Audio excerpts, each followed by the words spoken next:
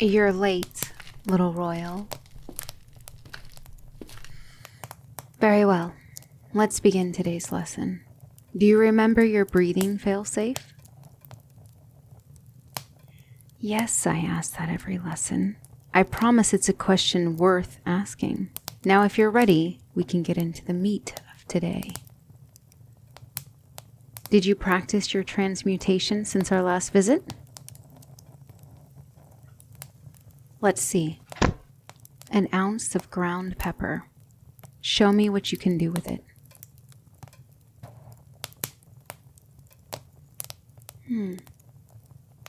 I see you have been practicing. Almost all of the pepper has been transformed. But you left the bowl intact. That level of control eludes most early magicians. As promised, if you did well with your last lesson, I'd allow you to pick your next. Try not to bite off more than you can chew. Lightning. Now, what would an heir like you need with a spell like that? Yes, I remember that when your powers manifested, you shot lightning. But tell me, do you want to master it for control or for the thrill? Masterfully done, young royal, dodging the question by supposing our deal. I see I've taught you well. If you keep that up, you'll be unstoppable in the royal court. Now, the trick with lightning, or any spell that utilizes an electrical current, is that the energy wants to go somewhere. Specifically, it wants to ground itself, be that with water or metal or just the earth. It's exceptionally hard to steer lightning because you must spend your focus to ensure that even once it leaves you, you are still in control of it. When you first manifested lightning, it burned, did it not? That's because even as it was forming in your chest and evacuating through your arm, it was doing its best to escape through every inch of your flesh. To ensure that you don't take your own life, and that you keep a relatively small spread, we can choose some specific motions to ingrain into your lightning spell. We'll make sure that the current never passes through anything essential, while still being given time to steep for maximum effect. Now, when contained in a closed circuit, electricity is mostly stable. It's when you open the circuit that you can get sparks, jolts, or entire bolts. An easy circuit would be a circle with your arms, but that would lead the lightning straight through your heart and lungs. A circle with your hands would be safe, but with its distance from your core and relatively small shape, the lightning would take minutes to build to acceptable levels. So, we'll have to make an external circuit. Unlike many of our other spells, I'm going to explain this entire process to you before you begin. Lightning is dangerous, and it must be treated with respect, as with all other evocation magic. So, first, you'll partition some of your core energy and focus. I trust you know how to do that without further explanation. Lightning is a less efficient form of energy than magic, so when you transmute your core, you will get a much bigger quantity out than you put in. An exact conversion rate would be near impossible to calculate. So let's just decide to start small, so you can get a feel for magic to electric changes. You'll start moving the energy to one shoulder and arm before you ever start to change it to electricity. I reiterate, you need to take this energy to only one arm.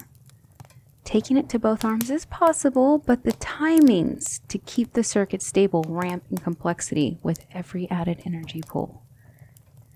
At this point, you should be quite capable of simply allowing the energy to spark and then using that spark to mass transmute the energy. It's no different than lighting a fire or producing light.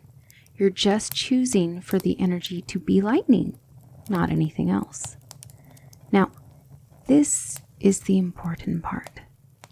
As soon as the electricity exists, it will attempt to escape. If you've got all the energy up to your shoulder or lower down your arm, then the lightning's quickest escape will be your fingertips. Flesh and bone aren't the best conductors, so you'll have little time. You need to rush to bring your entire arm around to a circle. The bigger the circle, the stronger your bolt will be. But of course, bigger circles are harder to close in time. A happy medium must be applied, but you will have to decide on the fly. If you fail to close the circle, especially if you used a lot of magical energy input, the lightning will fry your arm as it escapes to the ground. And that's if you're lucky enough to keep it from jumping to your abdomen. As I said, lightning is dangerous, and the fact that no one got hurt the first time you conjured it was incredibly lucky. If you wish to learn a simpler spell, I would not fault you. Very well. Now, when I spoke of closing the circle, I meant it in more ways than one. Not only do you need to get your physical hand to return to the same place it was, but to allow for a stable external circuit, we'll be casting a secondary spell to contain the lightning. You can think of it as a modified version of telekinesis. As the lightning sprouts from your fingertips, you'll be sending your pale hands to hold it in place. They can't hold the energy forever, but they can keep it still for a few moments. If all is done correctly, you'll see a warm blue glow wherever your fingers pass by. It'll be like putting a quill and ink to the air itself. When you're drawing your circle, try to keep it as round and smooth as possible, and above all else, make sure you connect back to where you began. That's the first half of the spell. As you can see, lightning requires a large number of steps to use efficiently. Once you've completed the circuit, the electricity will not seek grounding nearly as much. The vague tug will be there, but your modified telekinesis will be able to hold up against it easily. You can allow the electricity to spin for as long as you'd like. You can't really make it any stronger or weaker at this point. That was mostly dependent on magical input and size of your ring. This moment is a moment of rest, a chance to aim and prepare to fire. Now, I'll mention now that you should ever realize that lightning was a bit excessive for your situation. You can fire it at the ground and simply be done with it, but never attempt to take it back into your body. While it could theoretically be recovered back into magical energy, I promise the risk presented completely invalidates the worth of that trade. When you have your ring, you'll find you can move it around with the same process that keeps it contained. Simply allow your grip to ease on one side, and then push of the current will move the ring. To aim, you must ensure that yourself, the lightning ring, and your target all exist in one straight line. Curving your shot is possible, but we will not be discussing it anytime soon. To fire, physically strike a portion of the ring. You need to do this hard enough to sever the connection of your ring. The side the energy is flowing from will then push forward in whatever direction you've struck it in. Since the circuit is broken, it will be unstable and will wreak havoc on the first grounded object it finds. So, to review, partition your energy, transport it to your arm, transmute it, begin to trace a circle while ensuring you hold the energy in place. That step is the hardest and most important. Complete your circle, aim, and fire. This will be the last chance before it could be too late. If you wish, we could stop and practice something else. You have nothing to prove, and you don't have to master lightning so early in your magic career. So be it. I'll be on standby. I can heal your injuries, but death would be much more challenging. Try to stay in control. Breathe. There's the energy. Create your circle. Now! Not the roundest circle, and it's clear you do not grasp the concept of full surface area telekinesis yet, but the ring is passable. I set up a target across the room while we spoke. Now is your chance to aim. Now, deep breath. Then strike the ring and watch your work play out. Impressive, young royal. Young royal, I don't mean to alarm you, but your demonic traits are showing. Hey, calm down. There's no need to work yourself into a tizzy. Please, young royal, your fear is going to cause something that you may not like. You need to calm down. Use the breathing exercise. Young royal, you're going up in flames. Focus on me. Breathe with me.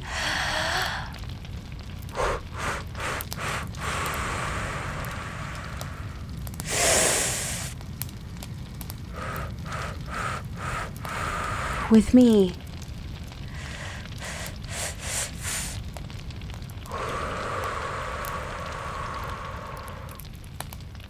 And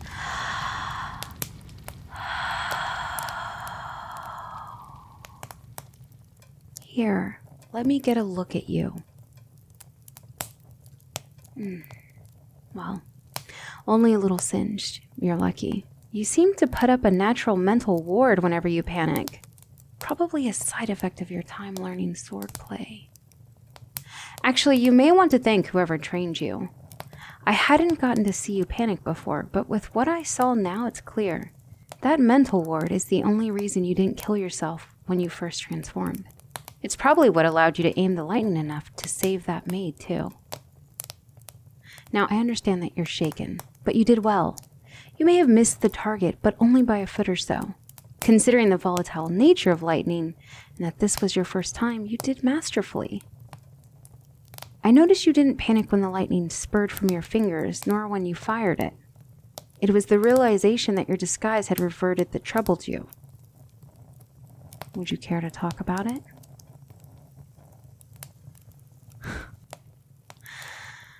That's a low blow, to dodge the question with a question. But I'll play your game. Your disguise reverted because you partitioned your energy, but not your focus. I'm sure you tried to divide it, and you did for a time, but when you fired the lightning, you became too single-minded. Clearly all you thought about was the lightning, and you put nothing into maintaining your illusion. In addition to this, I imagine that you probably link strong magic and demonic traits subconsciously.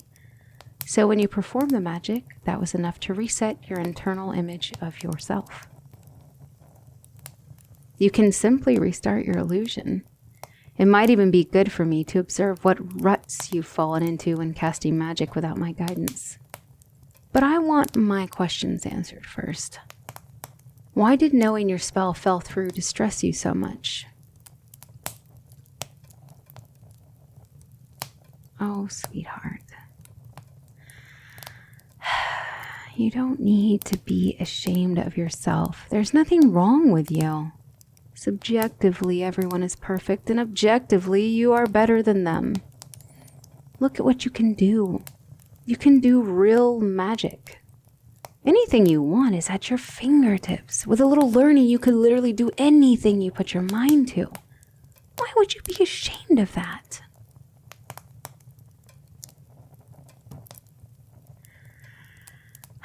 Sometimes I forget how young you are.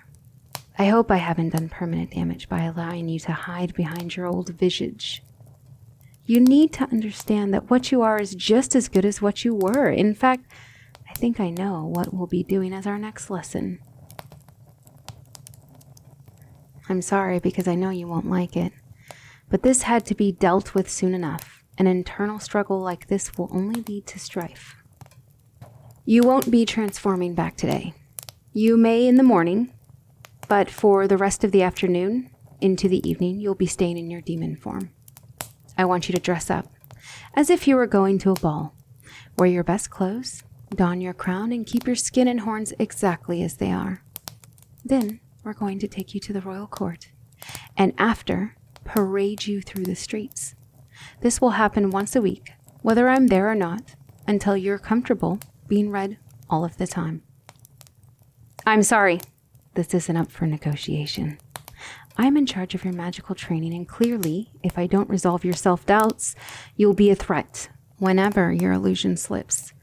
I've tried to soothe you with my affirmations. From what I understand, your parents and friends have mostly been supportive of, but you haven't gotten any better. You're still ashamed of yourself, and I won't have that. Desensitization starts now.